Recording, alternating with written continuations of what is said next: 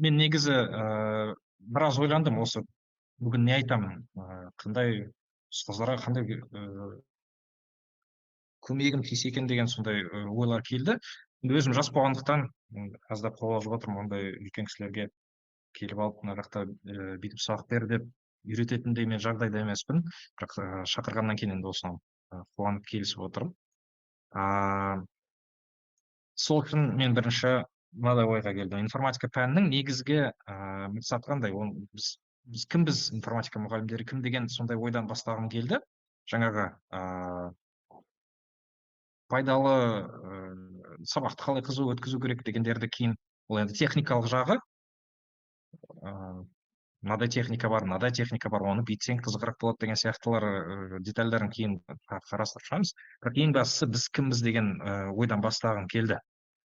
Информатика пәнінің дәрежесі үлкен болу керек, себебі біз үлкен технологиялар әлемінің есігіміз. Кішкентай бала келген кезде жаңағы искусственный интеллект, Google деген заттардың барлығын біз арқылы көреді. Біз көрсетеміз, біз оны түсіндіреміз, ол осылай жұмыс істейді екен, мынадай бағыт бар екен дегенді біз осы информатика пән мұғалімдері көрсетеміз. Сосын жаңа баяғы сыр кезіндегі физика, математика оқыту керек деген идеология болды ғой. Космосқа бірінші ұшу керек деген сияқты. Сол идеологияның кезінде барлық қазақтар, қазақстандықтар физиканы оқыту керек, математиканы оқыту керек деген оймен жүрді. Қазір енді заман өзгеріп келе жатыр. Сондықтан менің ойымша информатика осы физика, математикадан кем емес пән болу керек. Адамдардың ойында, балалардың ойында информатика деген математика мен физикамен бірдей деңгейдегі пән екен деген болу керек. Кейде мен естіп қаламын, өзі біздің мектепте бір өкініп қалатын балалардан сөз естіп қаламын.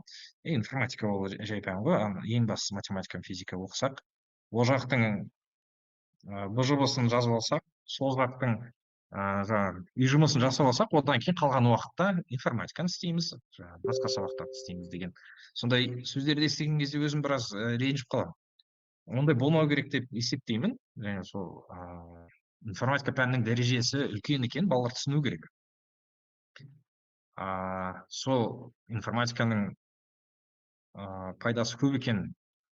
Оны өзімнің профессиям ретінде таңдап алып, сол жолмен жүруге болатын екенін көрсету керек балаларға.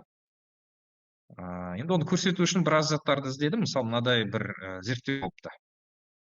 Американдықтар колледж NPV деген бір компания жасапты зерттеу. Бұл зерттеудің мағынасы мынадай. Әртүрлі бізде университеттер бар. Бізде әйтеуір қымбат емес, соның өзінде мысалы ауылда оқитын балаға келіп үлкен бір университеттердің ақшасын төлеп оқу қиын болуы мүмкін. Бірақ енді Американың бағалары деген ол қыруар ақша, оның өмірі біз ондай ақшаны көрмейтіндей бағалар қояды кейбір университеттер. Енді сол университеттер ақшаны жинап алып, бүкіл әлемнің балаларын шақырып, ең үздіктерін өздеріне шақырып алады ғой Америка. Сонда мен осы пайда әкеліп жатыр ма деген сондай зерттеу жасаған екен. Қазақстан туралы бұндай таппадым. Енді мүмкін біздің ғалымдар жасаса, немесе өзіміз жасасақ, осындай да жақсы болатын еді. Бірақ енді Американікі мынадай екен. Мына жерде университетке төлеген ақшаның кейін жұмысқа тұрған кездегі айырмашылығы, қанша пайда әкеледі деген. Енді мына жерде сол жақта private non-profit университет дейді. Демек, жеке меншік университеттер. Енді олардың ең маңызды мақсаты ақша табу емес негізінде. Олардың ең маңызды мақсаты ғылымды дамыту керек қой. Соның өзінде олар кәдімгідей қыруар ақша жинап оқытады. Мысалы, Гарвардтың бағасы $80,000 асады екен жылына. Соның өзінде Гарвардтың компьютер сайенс оқыған оқушылары ең көп пайда табады екен. Жаңа $80,000 жылына төлеп, 4 жыл оқыса, $320,000 төлеп, ақырында не пайда алады дегенде, шынымен үлкен пайда табады екен. Кейінгі бірнеше жылдың барысында, мысалы, келесі 10 жыл ма, бір жазылмапты, мына сайтқа кіріп көру керек, бірақ университет бітірген бірнеше жылдың барысында $4 миллионнан астам доллар пайда көріп қалады екен. Жаңағы 120 мыңын төлеп бітіп, оның үстіне тағы да біраз ақша табады екен. Енді бұл әлемдегі ең үлкен көрсеткіш осы Garvard Computer Science екен. Мына жақта басқа да мысалы мемлекеттік университеттер бар, олардың да графигі. Бірақ бұл өте бөлек тұрған университеттер емес. Егер жалпы орташаны қарайтын болсақ, мына жерде кесте бар. Бұл кестеде әрбір пәннің қаншалықты пайдалы екенін көрсететін осындай кесте. Бұл ақша деген емес, ол шынымен жұмысын таба алды ма осы университетті бітірген, осы қоғамда өзінің орнын тапты ма дегенді көрсететін нәрсе ғой негізінде. Сонда инженерлер ең жақсы көрсеткіш көрсеткен екен. Инженерге оқып, кейін жұмыс тапсаң, сонда шынымен қоғамдағы орның жоғары болады екен. Одан кейін Computer Information Sciences дейді. Осы біз Computer Science деген осы біздің информатика, Information Science деген сол информатиканың бір бөлігі болу керек. Одан кейін бізден кейін келетіндер математиктер, ары қарай engineering technicians, бизнес, архитекторлар, жаңағы медбикелер, денсаулық жағындағы врачтар солар. Сонда біз екінші орында тұрмыз. Қаншама пәндердің ішінде компьютер сайенс, информатика пәні екінші орында тұр. Демек, шынымен әлемге керек. Демек, шынымен балалар жақсы көріп, осыны қосып оқитын пән болу керек негізінде. Енді бұл Америкада қазір екінші орында тұрса, бізде екінші орында болмауы мүмкін, бірақ бізге де келеді жақын арада. Енді осыны балаларға көрсетіп, кейде кішкене ынталандырып, осыны оқысаң құр қалмайсың деп анда-санда көрсетіп тұрамын. Бірақ одан бөлек енді шынымен нақты көрсету керек қой. Мен осы бітіргеннен кейін қайда жұмысқа тұрамын? Егер шынымен беріліп информатиканы күні-түні оқысам қайда барамын деген мынадай сұрақтар бар екен. Сонда Google-дың орташа зарплатасы жылына $143,713 дейді. Енді бұл біз үшін қыруар ақша, Американың өзіне де үлкен ақша екен. Ол орташа жалақыдан 54% үлкен. Бұны қоя тұр, Google-ды қоя тұр, олар көп төлейді. Одан да көп төлейтін компаниялар болады екен. Мысалы, Jane Street деген акцияны сатып алып сөйтіп жүретін Wall Street-тің бір компаниясы, сол жерде программист болып жұмыс істесең, $200 мың, $300 мың базовый зарплата дейді. Демек, ол оның үстіне тағы да не дейтін еді? Премиялары бар. Егер көп жұмыс істесең, оны бөліп тағы да бір премия береді, сондай тағы да қосымша ақша бар. Бірақ дым үйтіп қатты бөлінбей, кәдімгі софтвер инженер, программист болып жүрсең, осындай да үлкен ақша табуға болады деп анда-санда көрсетіп қоямын енді үздік оқушыларға. Енді оған қоя тұр, Америкада ақша көп қой, бізде Қазақстанда не бар деп, мен ол жаққа бара алмаймын, әке-шешем осы Қазақстанда жүр. Мен тілді білмеймін, ол жақта қорқынышты, барғым келмейді деген ойларда болады кейбір балаларда. Бірақ міне, біздің өзіміздің Қазақстандағы осындай зарплаталарды да көрсетіп шығамын. Бір жыл опытпен 500 мыңға дейін, немесе $1,800 дейді, ол да кәдімгі қанша миллионға жетіп қалардай ақша. Егер одан ол жетпесе, міне $1,000,000-нан астам, немесе $3,000 мына жақта енді опыт көбірек болады. $3,000, $6,000 айына ақша табатын осындай компаниялары Алматыда тұр міне. Қазір мен жаңа ғана осы сайтты ашып осыларды тауып алдым. Кез келген уақытта HeadHunter-ды ашып, осыны көрсете салуға болады. Әрқашан осындай үлкен зарплаталар тұрады. Енді біз үшін бұл кәдімгідей үлкен ақшалар. Балаларға осыны көрсетіп, бір сықтырып алу керек деп ойлаймын негізі. Бірақ енді ақша дей бермей, информатикадан тек қана жаңағы үлкен IT компаниялардың ақшасы ғана емес, ода басқа да ғылым болғандықтан, ода басқа да заттар болу керек. Сол, демек информатика қоғамның маңызды бөлігі екен. Тек ақша деп қоймай, рухани құндылығы мол пән екенін көрсеткім келеді анда-санда. Сол үшін рухани құндылығы қандай болуы мүмкін? Жаңа ғана пайда болған компьютерда қандай рухани байлық болуы мүмкін деген сұрақ. Мен мынадай бір жігітті таптым интернеттен, осы ютубтан, Нарик Билаев деген ютуб каналда. атыраудан шыққан қазақ жігіт стэнфордтан PhD жасапты. PhD жасап, сол жерден досын тауып, досы екеуі биологияға информатиканы қолданып, бір технология ашқан екен, оны 20 миллионға сатыпты.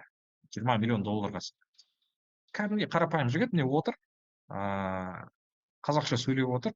Осы ашық 3 сағаттық видео толықтай қарап шықтым. Қарап шықсаңыздар, тоже бір мотивация беретін күшті видео екен. Енді бұл 20 миллион тапқанмен оның қандай рухани байлығы бар? Бұл кісі жасушаларды зерттеген екен. Жасушаларды тұқым береді деген сондай сұраққа жауап берген екен. Оны бұрын қалай істеген? Жаңа сұраққа. ДНК жақсы ма, жаман ба? Тұқымы осы ДНК-дан шыққан тұқым жақсы бола ма, жаман бола ма деген сұраққа жауап беру үшін олар бір ДНК-ны бұзып, ішінде не бар екенін химиялық реакцияларын көреді екен. Ол қымбат. Анан бұзасың. Сосын әрбір бөлігіне бөлек бір реакциялар жасайсың. Күтесің, сосын қанша шығады. Ол үшін бір ғалым жұмыс істеп жүреді. Шынымен үлкен жұмыс. Соны бұл екі жігіт жасушаның суретімен, оны бұзбасын, тек қана микроскоппен суретін түсіріп қана, оның қаншалықты ДНК-сы жақсы, оның тұқымы жақсы бола ма екенін сондайды болжайтын бір технология жасапты. Сонда бірнеше күн бір ғалым жұмыс істеп жүрмейді, тек қана суретке түсіресің де компьютер өзі айта салады. Енді бұл медицинаға деген үлкен бір үлес, себебі медицина дамиды. Адамдардың біраз енді өзі толығырақ айтып шығады, мен медицинаны көп түсінбеймін, қарап шықсаңыздар. Бірақ енді денсаулықты, адамның денсаулығын емдейтін заттарды тездетіп жатыр. Ол жаңағы врачтардың жұмысы тезірек өтеді.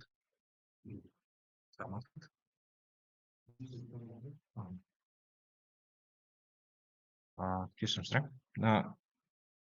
Адамдар тезірек емделеді екен, сондай жақсы жұмыс істеп жатыр, оның үстіне кәдімгідей ғылымды дамытып күшті заттар істеп жатыр екен.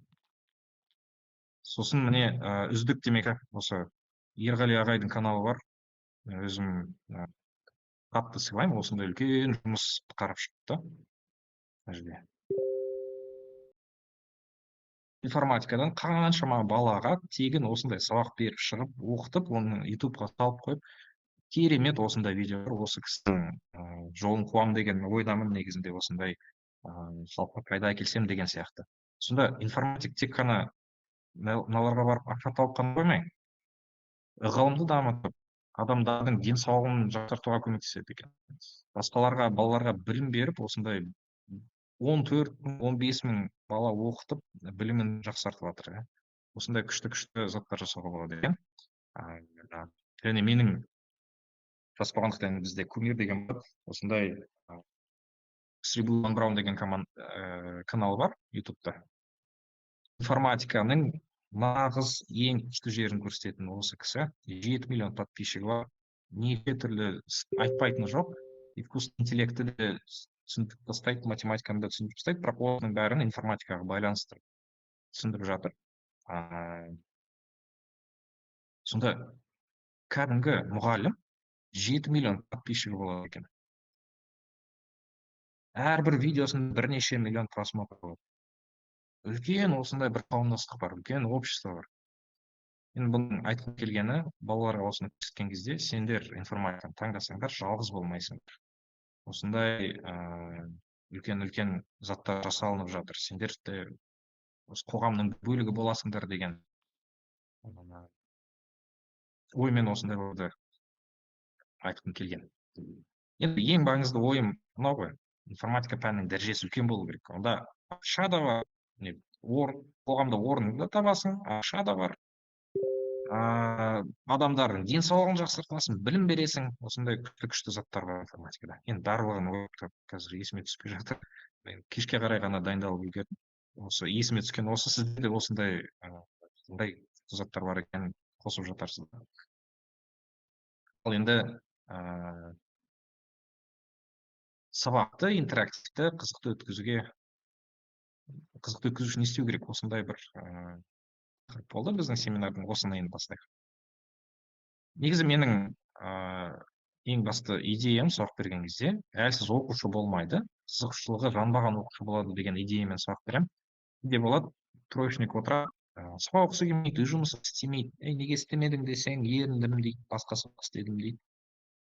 Сылтаулар көп болады. Қонаққа бардық, мамам бүйтіп істе деді, ананы істедім, сосын уақытым болмады, тағы да істемей келеді. Сосын тағы да істемей келеді, келесі күні тағы да істемей келеді. Ол мүлдем тақырыптарды түсінбей кеткеннен кейін оқығанды тастайды. Оқымасаң оқыма деп кейбір мұғалімдер тастап кете береді. Мен оқитын бес оқушымен жұмыс істеймін, сен оқымасаң оқымай қой деп. Менің ойымша, олимпиадник тренер емеспіз, біз кәдімгі мектепте бүкіл балалар бірдей сабақ беруге тырысуымыз керек. Университетте беретін профессор емес, біз балалармен жұмыс істегендіктен бәрін тартуға тырысу керек. Енді осы тартудың мен мынадай бір шешімін таптым өзімше. Баланың өзінің жақсы көретін өзінің бір сферасы болады. Мысалы, биологтан олимпиадник болып кетті, ол маған информатика емес, мен биологияда олимпиада жеңгім келеді деген болады. Немесе мен компьютерлік ойын ойнаймын, телефоннан ойын ойнаймын, информатика оқығым келмейді. Әр баланың өзінің бір қызығушылығы болады. Мүлдем қызығушылығы жоқ бала табылмайды. Әйтеуір бірдеңеге қызығып жүреді. Біреу футбол көреді, біреуі кино қарайды, біреуі жаңағы телефон ойнайды деген сияқты.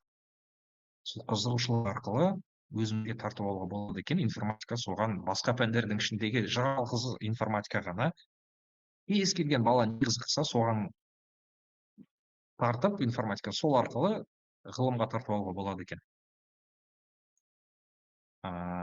Мен осындай бір эксперименттер жасап көрдім мектепте. Қазір қандай заттар жасағанымды айтып шығамын, бірақ мынадай бір дисклеймер, ол мықты балалар емес. Жұмысында сабақ беріп жүрмін, кейбіреулер ойлауы мүмкін, сен жұмысқа отырып алып не отырып отырсың, бізде сабақ беру қиынырақ, ол жақта ең мықты балаларды жинап алып, сондай идеяларың бар, бізде ол істемейді деп ойлауыңыз мүмкін, бірақ шыны керек ондай қатты айырмашылығы жоқ. Мен кәдімгі басқа мектептерде бердім. Кәдімгі балалар, оның ішінде әлсіз де бар, мықтысы да бар. Олимпиадниктер көп, бірақ оларды қоя тұрғанда кәдімгі сабақ оқығысы келмейтін, шаршаған, өзін не істерін білмейтін сондай оқушылар болады. Ондай көп. Соның әрқайсысына сөйлесіп сабақтан кейін, саған не қызық өзі? Немен айналысқың келеді?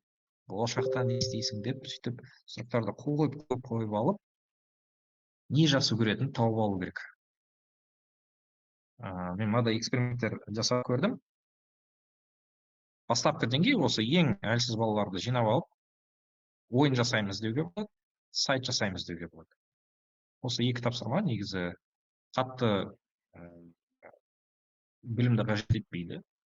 Тең үлкен алгоритмдерді, графтарды жазу керек емес, искусственный интеллект математикасын білу керек емес. Оқи берсең шығатын гарантия беретін осыны.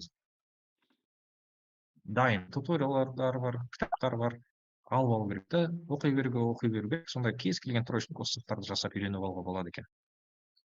Енді бұны ойын жасау көп балалар ғана өздері ойын ойнағаннан кейін, ойын жасаймыз десең, көбісі қуанады екен. Мен сондай бір ойын бердім оқушыларға, классрумнан көрсетейін. Так.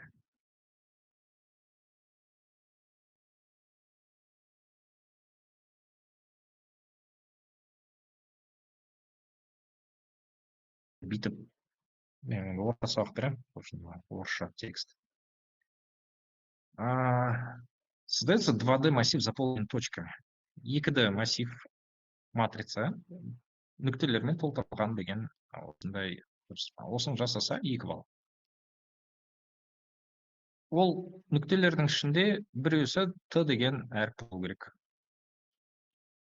Көп нүкте тұрады, оның ішінде біреу ғана нүктенің орнына Т деген әріп тұрады, ол біздің герой. Басты герой, сонымен ойнаймыз.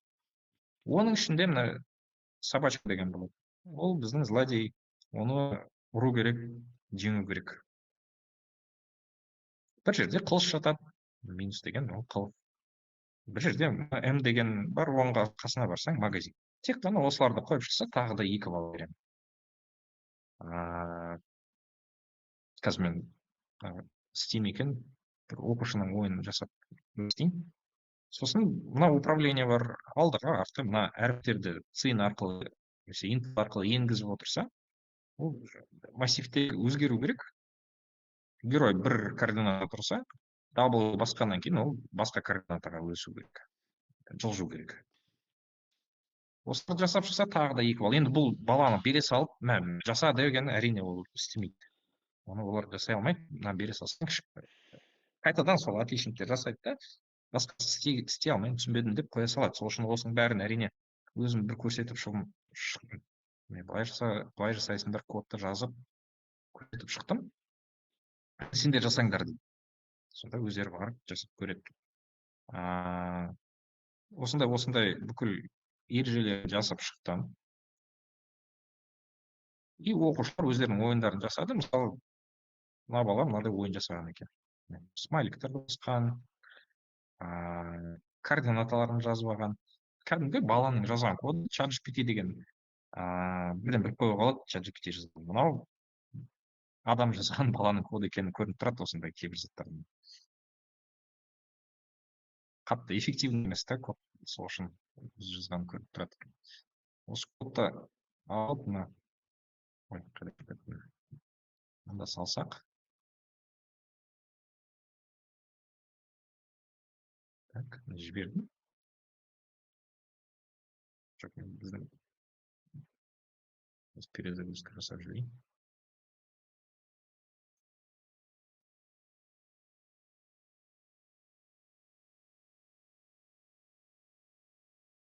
GDB деген жақсы негізі. Үш жерде смайликтер көрінеді, смайликтер. Бұл істемесе, онда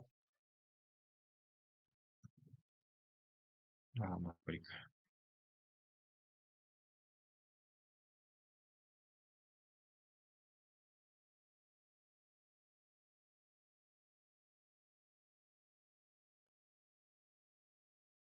Енгізу керек дейді. Міне, ойын шықты. Мынау партасы болу керек. Мынандай стеналар бар, ойыншы. Смайликтер мына жерде енгізілмей қалыпты, GDB болмағаннан кейін. Мынау істемей жатыр. Енді баланың жұмысы болғаннан кейін шала-шалауға. Ең бастысы осыны картаның суретін салып шыққанын қараңыздар.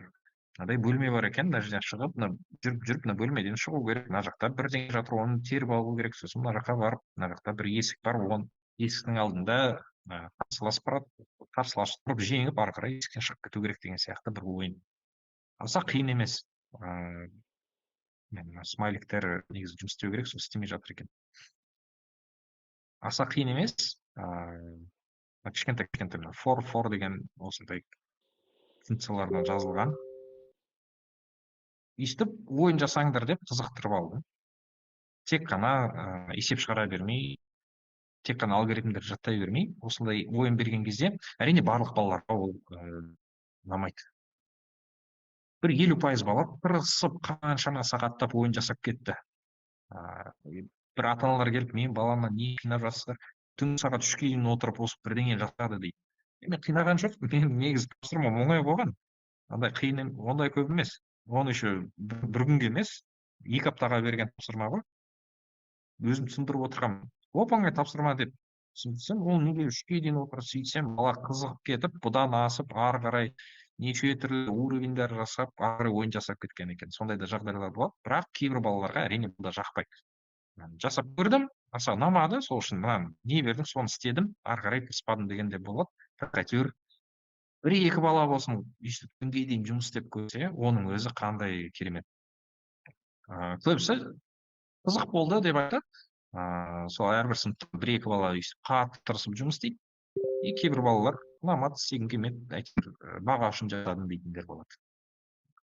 Бірақ сол екі баланың қызықтырғанының өзі, бұрын информатиканы жақсы оқығым келмейді деген бір бала осылай қызығып, ойын жасау арқылы қызықтырып алып, сөйтіп алгоритмдерді қызықтырып жіберіп, ары қарай олимпиада болып кеткен бір оқиға бар.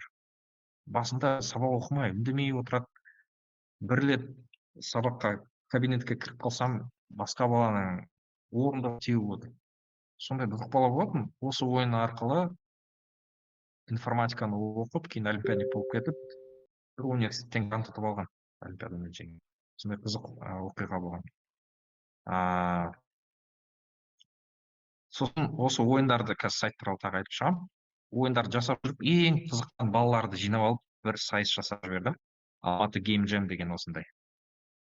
Әртүрлі мектептерден, Алматының мектептерінен оқушыларды жинап, ойын жасаңдар деп жібердім жазда. Бір ай өздері қалай ойын жасау керек екенін үйренген. Мен өзім ойын жасай алмаймын. Сендер өздерің үйреніп алыңдар. Міне ютубта мынадай түсіндірмелері бар деп жібердім. Мысалы Unity туториал деп жазса, уроки деген орысшада бар екен. Не осындай адамдар 15 сағат лекция. Мына кісінің артынан қайталап отырып, кәдімгі езіктер үйреніп алуға болады, ойын жасап үйреніп алуға болады.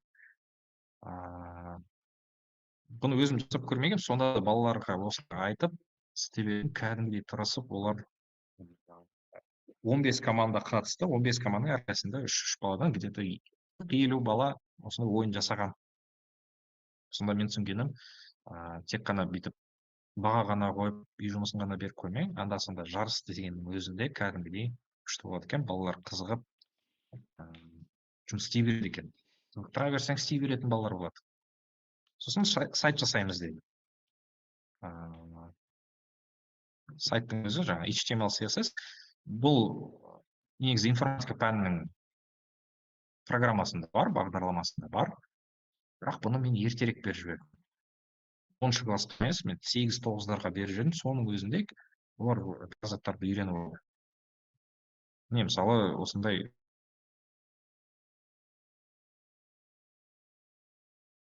заттарды бүйтіп жасайсың, мынадай свет болу үшін бүйтіп жасайсың деп көрсетіп шықтым. Сонда өздеріне портфолио жасаған. Мысалы мынадай Instagram жасадым деген, бүйтіп бассаң лайк басылады, осындай кішігірім сайттарды жасап үйретіп алдым. Бұл мектептің программасында жоқ болғанымен интернетте барлығы бар. Unity мен енді JavaScript деп жазсақ, JavaScript туториал. Кез келген адам көп. Мына кісі ұнамаса, бас тақыр екен десең, шашы бар жігіт бар. Ол ұнамайды десең, мына жерде бір мына кісі бар екен, әйел. Ол ұнамайды десе, неше түрлі адамдар осында өздерінің сабақтарын жасайды екен. Үйретеді, кәдімгідей бүйтіп жазасың, мына код мынаған жасайды деген, жарайды деген осындай заттарды қарап үйреніп алып, сосын балаларға осыларды көрсетіп шықтым. Сонда осындай Инстаграмның кішкентай копиясын жасады оқушылар. Бұл да негізі қиын емес, енді балалар 8-9 оқушылар үйреніп алғанда, бізде үлкен кісі болып, бізде үйреніп аламыз деген ойдамын. Егер осыған қызыққан адамдар болса, менде кәдімгідей біраз материалдар бар, дайын кодтар бар, оның бәрін бөліп аламын. Енді сайт жасау негізі қиын емес, мынау картинка, ары қарай текст, мына жерде сандар өзгеріп отыр. Көп жұмыс емес, бірақ осы оңай жұмыстың арқасында қызықтыруға болады. Дизайнды үйреттім, мына түстермен жарасады, мына түспен мына түс жараспайды деген сияқты заттарды үйретіп шықтым. Сонда кәдімгідей ойын жасағанға қызықпаған балалар осы сайтқа қызыға бастайды. Сайт арқылы кейін информатикаға кіріп кетеді. Келесі деңгей, мынау бастапқы деңгей болды. Енді келесі деңгей, ал енді одан да қиынырақ заттар жасайық деген. Кейбір сыныптар болады өте мықты. Кейбір сыныптар болады, біраз мықты оқушылар бар. Әлсіз сыныптар болады, не екенін білмеймін, сөйтіп әйтеуір бөлініп қалады. Енді егер мықтырақ оқушылар болса, сайт жасау маған тым оңай, ойын жасау оңай, оны үйреніп алдым, ары қарай не бересіз деген болса, осындай ғылыми жобалар жасауды үйретіп жіберуге болады. Ол үшін мына 3 технология керек: LaTeX, Python, Matplotlib деген. LaTeX деген ол ғылыми жобалар жазатын. Olderleaf деген сайтқа кіріп алып, сол жерден жаза беруге болады. Балаларға бір үйретіп қойсаң, кәдімгідей рахат екен. Олар статьяларды жаңағы мақалаларды тарсылатып жаза береді. Сонымен профессионал мақала емес енді, мысалы бір тақырыпты түсіндіретін мақала жазып алуға болады. Соны үйретіп алдым да, бір балаға осындай шектерді түсіндір деген мақала жаздым. Жаз деп тапсырма бердім. Жоламан Абылайхан деген оқушы, 9 сыныптың оқушысы. Жаңадан келген еще, ол басқалардан озып кеткен кейбір тақырыптар түсінбей жүріп, соның өзінде осылай 9 сыныптың баласы оқимын деп мынадай бір мақала жазып шықты. Әдемі формулалар бар, графиктер бар. латех деген осы тілді үйреніп алуға болады. Ол да ютубта бар, неше түрлі сабақтар бар, қызық мақала жазуға арналған әдемі тіл. Оверлиф сайтына кіріп алып, осы жерде мақалаларды ұра беруге болады. Соны балаларға мақаланы жаздырып, ақырында кітап шығарып жіберуге болады. Мақаланың басына осыны жазған мына бала деп жазып қоясың да, кітаптың авторы мен деп, сөйтіп бір кітаптарды шығарып жіберуге болады. Кәдімгідей мақала жазуды жақсы көретін балалар болады екен. Текст жазуды, мәтінді қызығырақ қылып, былай берсем қызығырақ болады, былай берсем қызығырақ болады деген сияқты сондай балалар болады екен. Біреу дизайнға жақынырақ болады. Дизайн болса міне сайт. Ойын жасаймын десе ойынның ішіндегі диалогтарын жазады. Екі адам келіп сөйлескен кезде сол қызық болсын деп, сондай заттарға қызығатын болса, ол мынаны жасайды. Ал енді ғылымға осындай қызығырақ қылып жазғым келеді, зерттегім келеді дегендерге осыларды тартуға болады. Python деген енді бастапқы үлкен алгоритм білу керек емес, тек қана ең бастапқы заттарды білсе сол жеткілікті. If else for дегеннің өзі кәдімгідей зерттеуге біраз заттарды істеп тастауға жетеді екен. Matplotlib деген график салатын тіл, Pythonның ішіндегі тіл емес, библиотека. Pythonның ішіне осы Matplotlibті қосып алып, кәдімгідей графиктерді салып тастауға болады. Жаңағы мынау Matplotlibпен салынған. Осындай график сал десең, салып береді екен. Оны былай айтамын негізі балаларға. Саған қай пән үлкен сыныптың балаларына осыны қызықтырып жіберуге болады? Қай пән ұнайды? Маған физика ұнайды дейді. Физика болса, онда физиканы ал. Оның ішінде бір тақырып таңдайық, соны зерттейік. Сен маған информацияны жинап кел, таблица жинап кел, оған сосын Pythonмен ішінде орташа сан қандай, оның графигін салып бер деп Matplotlibпен график салдыртып, сөйтіп физика туралы мақала жазып жіберуге болады. Әрине, ол ғылыми үлкен профессионал мақала емес, оқушының жазған, баланың жазған кішігірім мақаласы болады. Оны ешқайда салмауы да мүмкін, бірақ университетке түскен кезде осы мақалалар шынымен үлкен рөл атқарады екен. Шетелдің университеттеріне мен мақала жаздым, оны ешкім көрмеді, ешқайда публикация болмады, әйтеуір өзім үшін жаздым дегеннің өзі шетел университеттеріне кәдімгідей өзіңді көрсетуге болады екен. Ешқандай олимпиада, ешқандай конкурс жеңбей ақ, мен өзім үшін ғана жасадым дегеннің өзі оларға маңызды екен. Енді профессионал деңгей, енді бұл жерде олимпиадниктерді дайындау үшін міне мына заттар бар.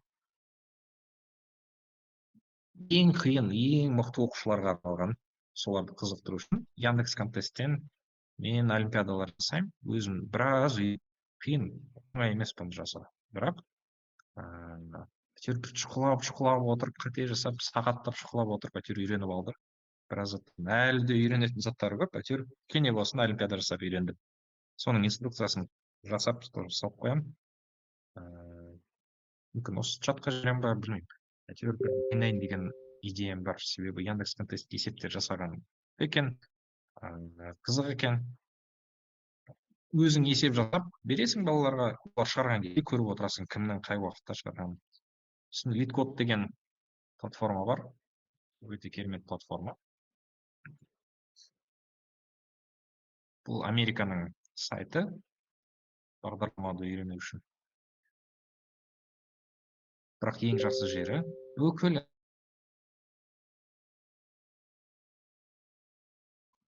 мынау $143,000, $200,000 табу үшін собеседование өту керек. осы сұрақ қояды, мына есепті шығарып көр, мына есепті шығарып көр. Сөйтсек ол есептің бәрі мына жерде лид кодта тұр екен. Ақылды адамдар жинап алыпты да мына лид кодқа салып қойыпты регистрацияны. өткен болатын шығарып жүреді. Google арқылы бүйтіп кіріп алуға болады. Қайсы мынау ғой деймін.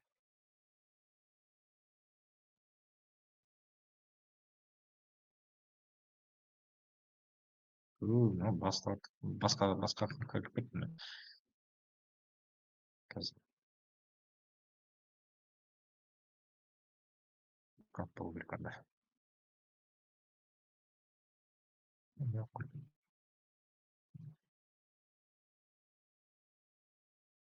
Мына істеді.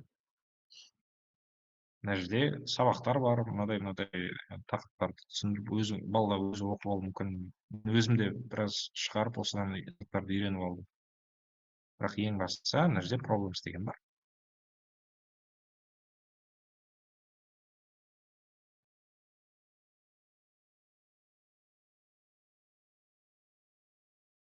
Бұл проблемда есеп жетеді. Өте көп есептер бар. Easy дегені бар, hard деген бар, medium бар. Әрине easy'ден бастап есептерді шығарып. Мысалы 100 есеп осы сайттан 100 есеп шығарып алсаң, уже интервьюға біраз дайындық болады. 500 есеп шығарып интервьюға барсаң, өтесің деген кәдімгідей шанс көбейе бастайды. Бүкіл жаңағы компаниялар осы сайттан базасынан алады екен. Осы сайтқа ұқсас есептер береді, осы сайттағы есептерге ұқсас. Немесе дәл осы сайттағы есепті бере салуы да мүмкін. Егер ерінсе, қиын есеп өздері ойлап тауып ерінсе, осыдан бере салады екен.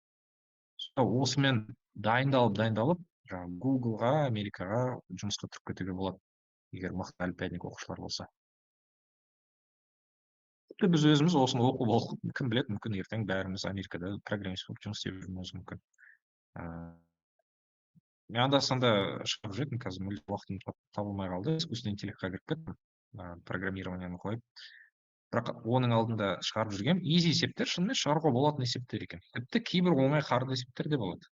Бірақ енді көбісі hard шығара алмайды, қиын. Есептер негізі шығаруға келетін жақсы есептер. Ең жақсысы бұл сайттың басқа сайттардан қарағандағы ең күшті жері. Codeforce бар, Informatics бар. Одан қарағанда жақсы жері мына жерде Solutions деген батырма бар. Ашып қалсақ, адамдар өздерінің солюшндарын салып жатыр. Мысалы, мына солюшнды қарасақ, түсіндіреді, ары қарай кодын береді. Кодты былай жазасын. Әртүрлі тілде де береді. Мысалы, C++ бар, Python бар. Мына тілде былай жазасын деп, кодына дейін жазып береді адамдар. Өзің шығара алмасаң, осыдан қарап алып шығаруға болады. Енді бір шығара алмайсың, қарайсың, екінші шығара алмайсың, қарайсың, үшінші келген кезде, осындай есепті көрдім. Анау былай шығатын еді деп, шығарып кетіп, үйреніп кетуге болады. Осы өте маңыздысы, осы лид кодтың.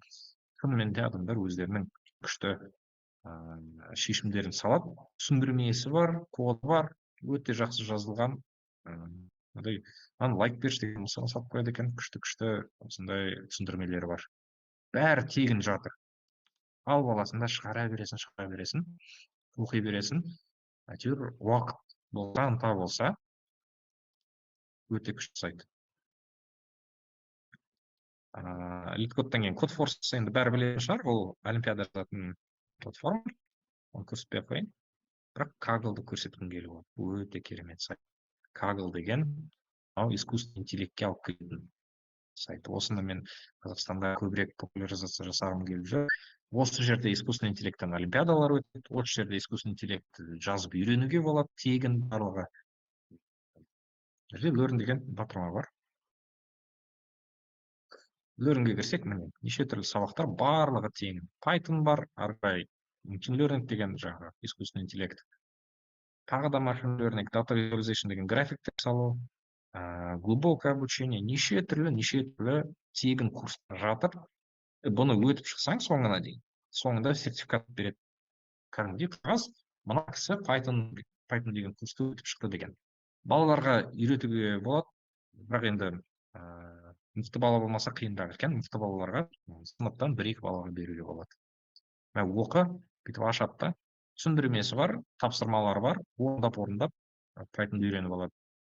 Орындап искусственный интеллектті үйреніп алады. Осындай. Және бұл жерде олимпиадалар өтеді. Қазіргі ең үлкен искусственный интеллекттен олимпиада өтіп жатыр. Ол 2 миллион доллар призовой фонды бар. Осындай үлкен бір олимпиада. Күл әлемдік олимпиада. Бұл жерге оқушылар емес, бұл жерге профессорлар қатысатын олимпиада. Профессорлар да өзара жарысады екен. Олардың енді приздары үлкен, 2 миллион доллар. Бірақ мен бір мықтап кеткен деген лидербордқа ашып қарасақ, екінші орында Азат Ахтямов деген өзіміздің жігіт отыр екен. Алтын алады, егер жақында бітеді. Бірақ енді осындай мықты жігіт отыр. Жалғыз өзі жазған. Бірінші орынды қарасақ, ол жерде Дублин, Ирландиядан бір ғалым Nvidia'да жұмыс істейді екен. Бенедикт Шифер деген бір Германиядан бір кісі. Осының бәрі 7 адам бір командаға бірігіп бірінші орынға шықса, мына жақта Швейцариядан ғалым отыр екен. Қайда істейді?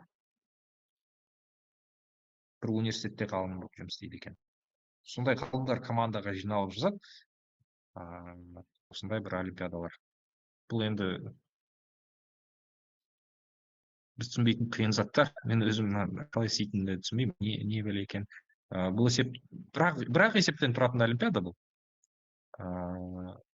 Есеп шығаратын код жазу керек. Математикалық олимпиаданың есебін шығарып тастайтын код жазу керек. Қандай есеп беретінін білмейсің, әйтеуір код жазасың. Кодыңа есептерді бере береді, ол барлық есептерді шығара береді. Сондай код жазу керек екен. Сондай қиын бір олимпиада. Жай көрсеткім келген, жаңағы біздің жігіт екінші орында тұрған. Бірақ ең бастысы мына жерде Learn деген батырма күшті осындай сабақтар бар. Осы жерде искусственный интеллектті оқуға болады. Және ең соңғысы Scopus. Ғылыми мақала жазып, оқушылар бере берсе, 1000 оқушы берсе, ішінде біреу әйтеуір Scopusқа түсіп кетеді деген үмітпен оқушыларды мен айта беремін. Тапсыра бер. Scopus деген ол ғылыми журналдардың жинағы. Ішінде жақсы журналдар бар, жаман журналдар бар, әйтеуір біраз фильтрмен өткен ғылыми журналдар. Солардың біреуіне оқушының мақаласын алса, бітті, ол оқушының өмірі керемет болады деген сөз. Бірден сол Америка грантқа кетеді. Осындай деңгейдегі сықтыруға болатын заттарды сабақта өзім қолданғаным, шын тексеріп көрген заттарымды бөліскім келген. Бастапқы деңгей ойын және сайт. Одан кейін кішігірім өте оңай мақала жазып шығу.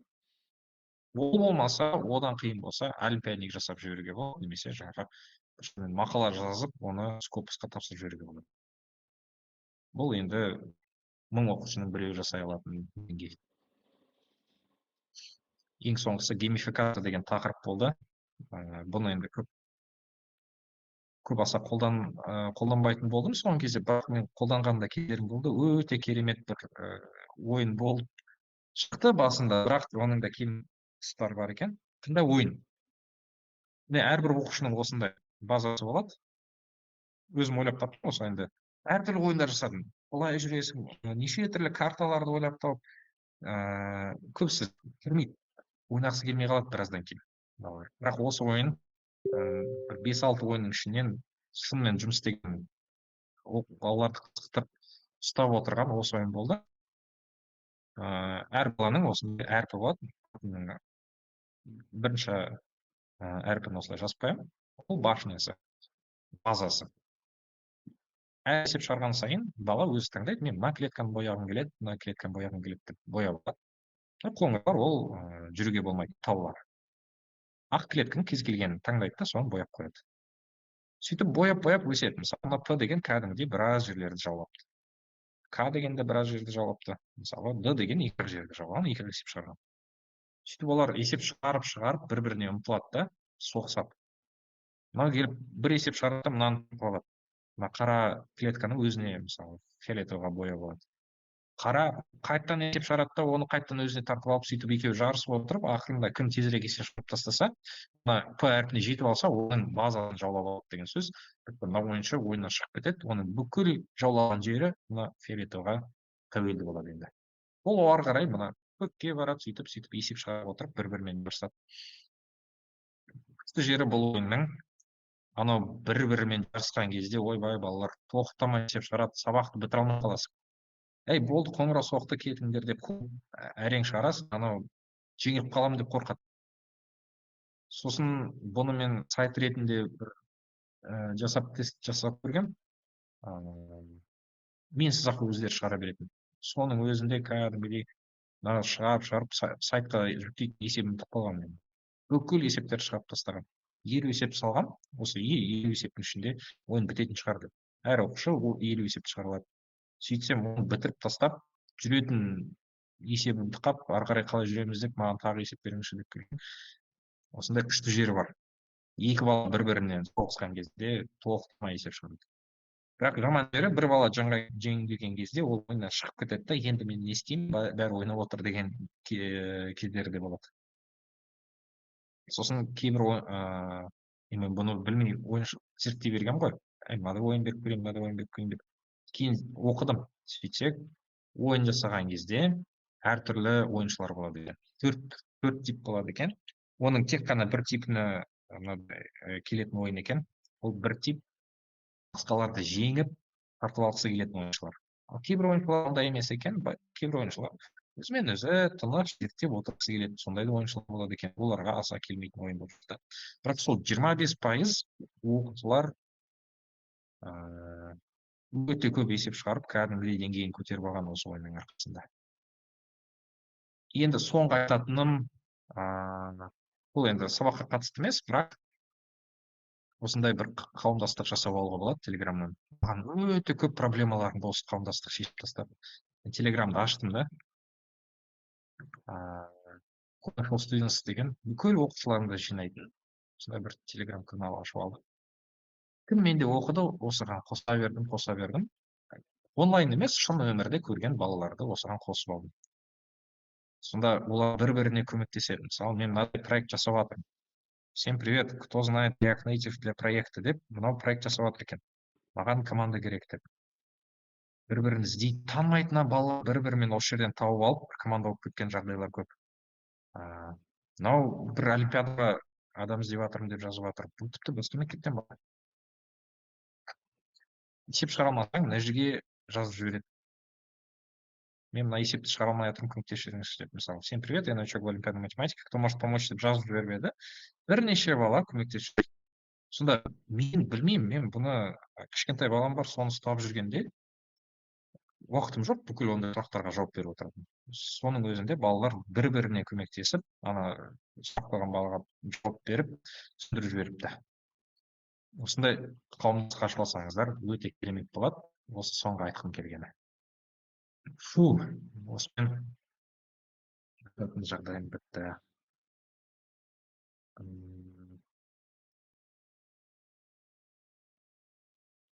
Так, мне написали, можно будет немножко на русском. Сори, я не заметил это сообщение. Полчаса написали, я не заметил. На русском могу коротко пройтись. Хотел вот рассказать, что информатика — это очень важный предмет. Это крутой предмет, и он не хуже, чем физика-математика. И вот здесь есть доказательства, что исследования, прям научные исследования, что информатика стоит на втором месте по пользе студентам, которые закончили информатику. Вот зарплаты есть, зарплаты у нас, это большие зарплаты. Не только зарплаты, не только деньги, оказывается, можно еще и обществу пользу приносить. И есть огромное сообщество, которое друг другу помогают. Например, этот человек, простой парень из Атырау, развивает медицину с помощью информатики в Стэнфорде и зарабатывает на это миллионы долларов. Но это все дело не в этих миллионах долларов, а в том, что он медицину развивает. И благодаря его изобретениям теперь лечить будут больше людей, будут быстрее лечить. Вот Иргали Ага делает свой канал по Python, столько уроков сделал, столько детей обучил. И самый мой большой кумир — это Грант Сандерсон. 7 миллионов подписчиков, все его видео очень много набирают. Это действительно очень сложные концепции, он очень доступно с помощью супер красивых анимаций объясняет. Я всему, что знаю, научился вот у него. И это обычный парень, который рассказывает уроки. Просто учитель, который с помощью информатики сделал сложные вещи простыми. И я это хотел показать, что информатика не только деньги зарабатывает, но и обществу огромную пользу приносит, чтобы детей замотивировать, что, оказывается, вот информатика — это не просто наш урок, где мы оценки получаем, а вот это кусок, часть вот такого огромного мира. И дальше уже лайфхаки, как делать уроки интереснее. Оказывается, можно делать игры без анимации, без ничего, просто обычный двумерный массив. Можно делать сайты, очень простенькие сайты. Они, конечно, не профессиональные, это же дети, но просто за счет того, что у них хоть что-то получается, они могут заинтересоваться. Это для троечников, для слабых детей, которые не хотят учить информатику, но игры и сайты могут заинтересовать их. Еще я заметил, что надо делать конкурсы. Все, что я не развиваю, кто бы я ни брался развивать, надо в итоге закончить это конкурсом. Это я делал конкурс по играм. Сейчас искусственный интеллект пытаюсь развивать. Я сделал олимпиаду по искусственному интеллекту, да. Вот всегда надо, чтобы конечная цель всех этих уроков, всех этих мотивационных вещей, это было какое-то огромное мероприятие. Даже если маленькое мероприятие. Здесь вот это награждение, там пришло 15 человек, несколько человек с мамами пришли. Такое маленькое награждение было, но это того стоило. И есть дети, которые после этого конкурса решили стать программистами. Средний уровень — это подтянуть детей в науку с помощью вот этих вещей. Вот 3 сайта, где можно к науке затянуть. Это Overleaf, где можно статьи писать. Kaggle, где можно научиться рисовать графики, вот Data Visualization. Python они и так знают по школьной программе, Python они нужно знать. Получается, вот эти две вещи, если изучить, а это довольно простые вещи, это не какой-то суперсложный язык программирования, это пару ключевых слов. Если это знать, то они еще и могут начать писать научные статьи. Естественно, это детские, простенькие научные статьи, но даже это, оказывается, играет важную роль при поступлении в университет. И самый профессиональный уровень — это вот эти сайты. Не буду опять их показывать, но вот сайты для одного из тысячи учеников, кто очень силен в информатике, им можно вот эти вещи давать. Здесь я рассказывал, что пытался геймификацию делать. Правила игры такие, они вот решают задачи, захватывают новые земли, и в итоге должны захватить все земли. Но минус игры, что некоторым игрокам не нравится проигрывать, некоторые игроки не любят захватывать земли, но четверть учеников, которые любят играть, для них мне даже задач не хватило, чтобы они доиграли. И последний совет — это создать свое сообщество в Telegram, собрать туда всех учеников, кто когда-либо у вас учился. И оказывается, они друг другу сильно будут помогать, отвечать на вопросы, мотивировать друг друга, объединяться в команды, даже без вашего участия. Фу. Все, и на русском рассказал. Так, может, вопросы будут?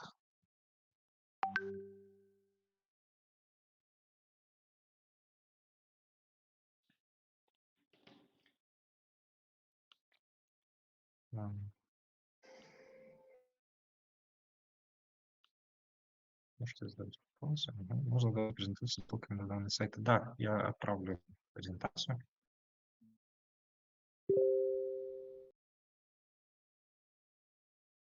Қандай сайттар айтылды сілтеме болса немесе тізім жіберіңіздерші. Я қазір презентацияны жіберемін. Презентацияның ішінде барлық сайттарға сілтемелер болды.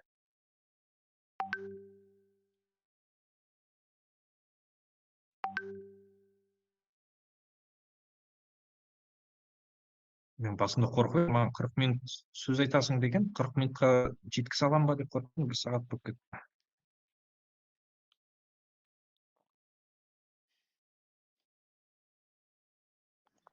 Жақсы болды. Сізден көп нәрсе үйрендік. Рахмет сізге. Біз негізі сіздер школдарыңыз мықты ғой негізі. Бізге көп тәжірибе бердіңіз деп ойлаймын. көп рахмет фидбекке. Болса өзіңіздің қолданған платформаңызды көрсетсеңіз. Мен қандай платформа қолданбадым десеңіз, кодтан да есептер бердім. Міне маған шарп келсең, баға қойып беремін деген сияқты шығар. Мысалы хард есепке бірден формативка қойып бере саламын. Немесе көп есеп шарп келсең, бжб тжбанға қосып беремін деген сияқты лид кодтан беремін анда-санда. Бірақ лид кодтың қиын жері олар шешімі бар ғой, шешімді көшіріп ала салады. Оны сұрау керек. Мынау не істейді, маған түсіндіріп бер толықтай деп. Егер қиын есеп болса, кейде мен өзім түсінгенше анау қинап әйтеуір түсіндіреді. Бірақ көбінесе көшіріп алу мүмкін, сондай қиын жері бар. Тағы қандай? Көбінесе қазір Яндекс тесттен жасап жүрмін. Есептерімді осы Яндекс контестке жинап жатырмын.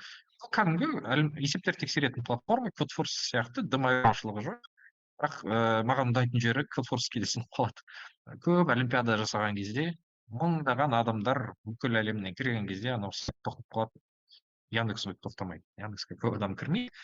Мен 109 есеп жинап, өзім жасаған 109 есеп. Бұның қиын жері өзің жасау керек есепті. Бір жағынан да жақсы, себебі интернеттен көшіріп ала алмайды. ChatGPT-ді жауып тастасаң, өзі жазу керек, себебі ондай есеп жоқ интернетте. Осы Яндекс контестпен қолданамын. Неше олимпиада жасадық, міне. Machine learningтен олимпиадалар жасап жатырмын. Алгоритмдерден, міне бжбны да өткізіп жатырмын. Deep learningтен де олимпиада жасап жатырмын. Не жасамадым осы Яндекс контестте, бәрін соңғы кезде осыған тәуелді болып қалдым. Kaggle керемет зат, learn осыны істеп кел, сертификат алып кел деп тапсырма берсең, сертификат десең балалар оқиды ғой. Бірақ бұның бір жері ағылшынша и аудару қиын болады. Егер ағылшынша білетін балалар болса, осыны кликпек қоюға болады. И осы сайт арқылы олимпиадниктерді искусственный интеллектке тартып беруге болады. Искусственный интеллектке тағы да мынадай, егер сіздің оқушыларыңыз болады ғой, олимпиадаға қатысады, бірақ жеңіліп қалады. Информатикадан қатысады, математикадан қатысады, жеңіліп қалады. Себебі басқа конкуренция үлкен болса мектепте, басқа балалар жеңіп кете берсе қайта-қайта, жеңіліп қалған балаларды жинап алып, сен мына искусственный интеллектке қарай барсай деп тартып жіберуге болады. Себебі бұл жаңадан пайда болып жатқан сала, конкуренция әлі аз, мықты балалар көп емес, сол үшін осы жақта жеңіп кетуі мүмкін.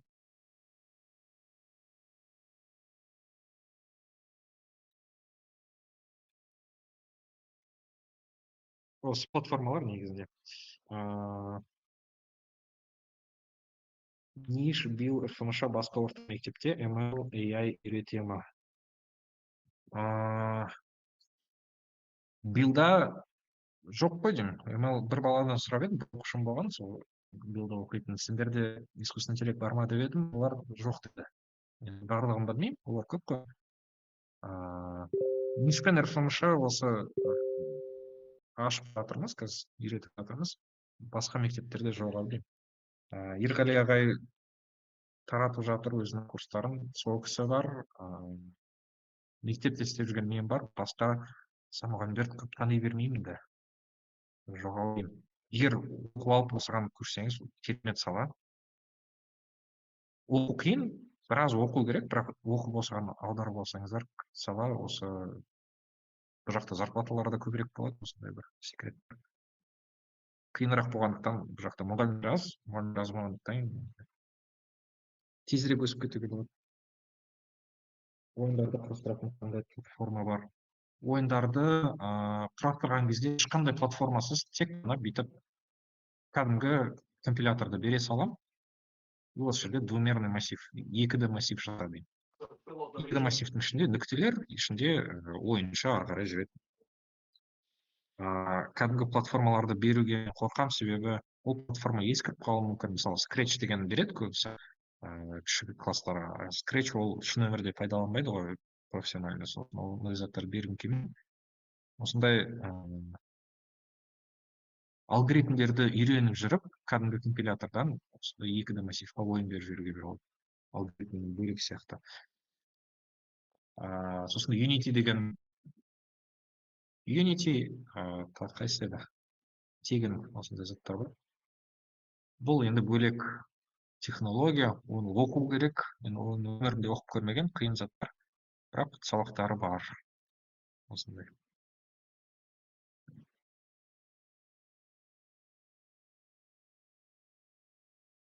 Болды ғой деймін иә сұрақтар?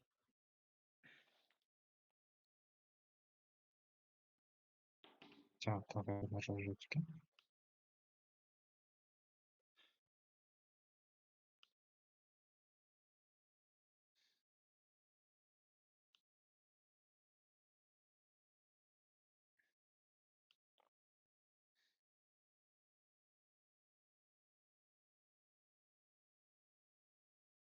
Unity деп бүйтіп ютубқа жаза сал, Unity уроки деп неше түрлісі бар. Оның мынау жақсы, осыны көргем деп айта алмаймын шыны керек. Мен ағылшынша бір сабақтарды қарағам. Орысшасын қайсысы жақсы қайсысы жаман екенін білмеймін. Оны қарап көру керек. Кейде болады, көбісі бір затты айтады. Барлық ютуб туториалдар көбінесе бір затты айтады. оның үстінен адамды таңдап алуға болады. Мына адам маған ұнайды, сөйлегені ұнайды, мына адам сөйлей алмайды екен деген сияқты таңдап алуға болады, түзелуге болады. Сол үшін дәл сілтемені бермей ақ қояйын, ютубқа осы Unity уроки деп жазып көрсеңіз неше түрлісі шығады. Өзіңіздің яндекс.кон сілтемелеріңізді бөлісе аласыз ба? Я жинап алып бөлісейін осы сұраққа қазір. Көп та кішкене ретке келтіріп жинап осы жерге салып жіберейін. Python'ды үйретіп алсаңызшы. Иә, Pythonның өзі, оның үйретудің өзі қиын негізі. Бірақ мүмкін бір-екі бала Python жақсы біліп, ары қарай AI-ға тартылып кетуі мүмкін. AI туралы нақтылап айтып кетесіз бе, сонда өздеріңіздікін жасайсыздар ма? Я өзіміздің AI алгоритмдерді жазамыз. Қай жерден көрсем болады ол қызық жерін?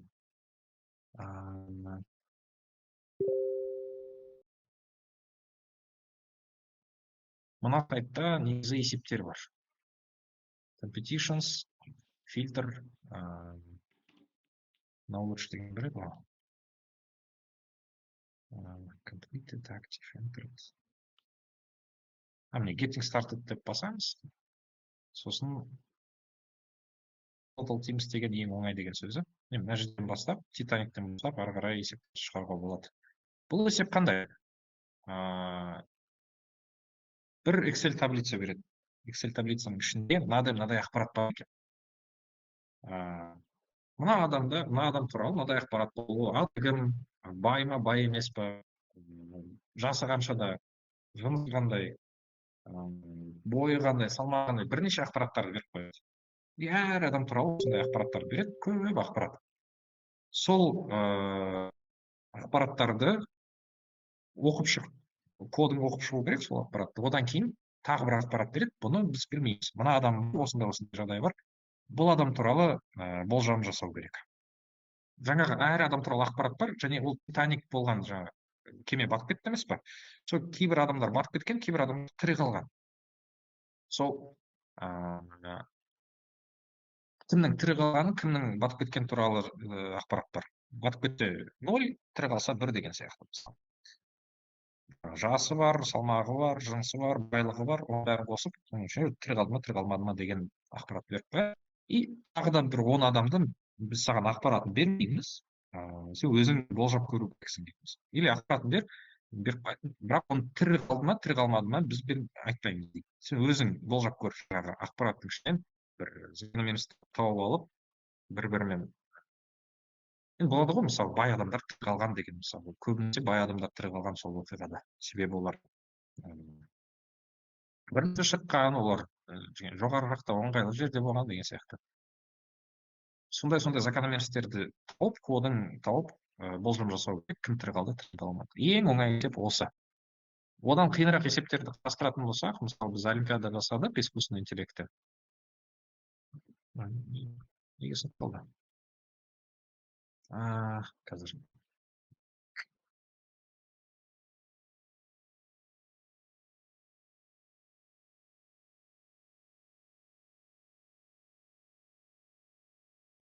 Біздің жасаған олимпиадамыз, осы жерде мысалы SVM деген қызықты алгоритм болды. Нүктелер берілген, әр нүктенің координатасы бар, и әр нүкте туралы көк па қызылма жазылған. Осы нүктелердің координатасына байланысты бүйтіп бөліп шоғырланып тұрады екен. ол топтарды екіге бөлетін бір түзуді жүргіз дейді. Егер түзуін бүйтіп қисық жүргізіп қойса, мысалы бір топтың ішіне көк пен қызылды араластырып жүрсе, ол дұрыс емес түзу. Сондай код жазу керек. Осы демек ол жаңағы нүктелерді зерттеп, координаталарды зерттеп, олардың ішіндегі закономерность тауып, мына нүктелер мына жерде шоғырланған екенін табу керек болды. Мына нүктелер мына жерде шоғырланған, олардың арасынан мынандай түзу өткіземін деген SVM деген есеп өте қиын, математикалық жағдай көп білу керек. Және ең жаңа искусственный интеллектке жақыны мынадай есеп болды. Статьялар бар, кәдімгі статья адамдар жазған. Сол статьяның қай тақырып екенін болжау керек. Мысалы, футбол туралы, Криштиану Роналду туралы ма, сондай заттарды статьяның кодын статьяны оқып шығып, оның ішінде не туралы екенін осындай тегтерді беріп шығу керек. Бұл есептен ешкім шығара алмайды.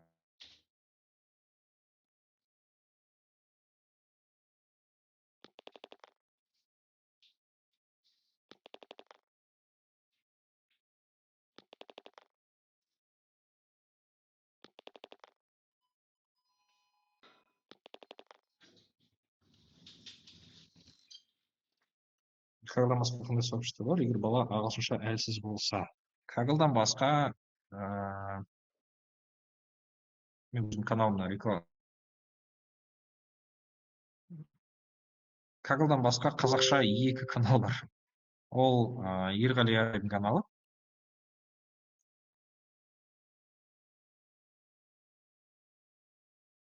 Осы кісіде бір сабақтар бар болатын. Екеуміз эфир жасаған болатынбыз. Қазір мен енді міне, Python көмегімен деректерді талдау деген осында 15 видео сабағы бар. Қазақша. Менің каналымда қуаныш өтеу деп жазсаңыз, 204 подписчик жинап алдым. Мен Ерғали сияқты 15 мың адам емес, енді бастап жатырмын. Мына жерде курс KZ деген ішінде қазақша сабақтар бар. Орысша есть и на русском уроке.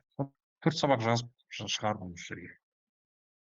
Ең бастапқы нөлден бастап түсіндіретін осындай сабақтар, математикалық оқыту сабақтары, бір шешім қабылдаушы ағаш деген мындай сабақ өткізген болатынбыз.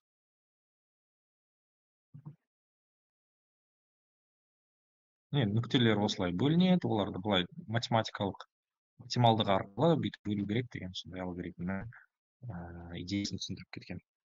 Осыларды қарасаңыздар болады. Тағы қандай сообщество бар? Тағы сілтемелерді жіберемін, егер искусственный интеллект сізге қызық болса, біраз олимпиадалар есептерді жіберемін. Кітаптары бар, неше түрлі. Біткен сияқты сұрақтар. Иә, рахмет сізге, қуаныш. Жалпы бүгінгі лекция өте қызықты өтті деп ойлаймыз, барлықтарыңызға да.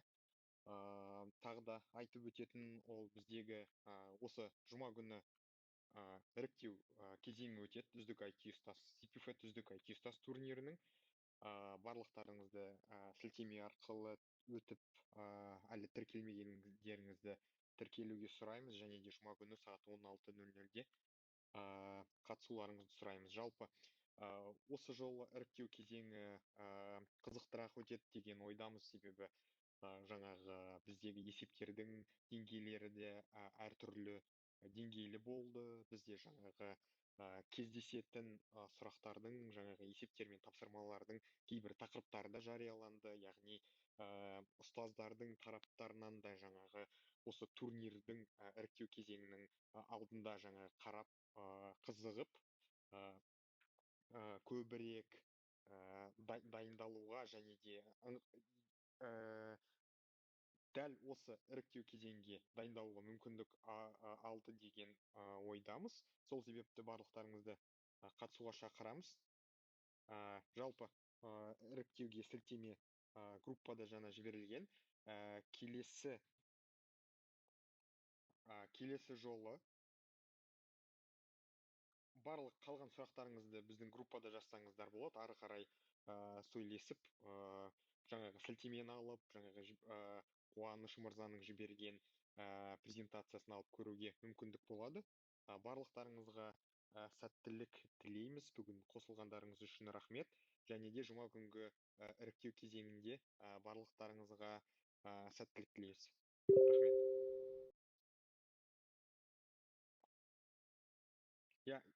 Қуаныш мырза, тағы да бір-екі сөз айтып кетсеңіз, сонымен тамамдайық. Барлықтарыңызға рахмет. Осы кіріп 1,5 сағат болды, тыңдап отырғандарыңызға көп рахмет. Мен үшін үлкен бір осылай өмірімде есте сақталатын бір жағдай болып жатыр. Кіргендеріңізге рахмет.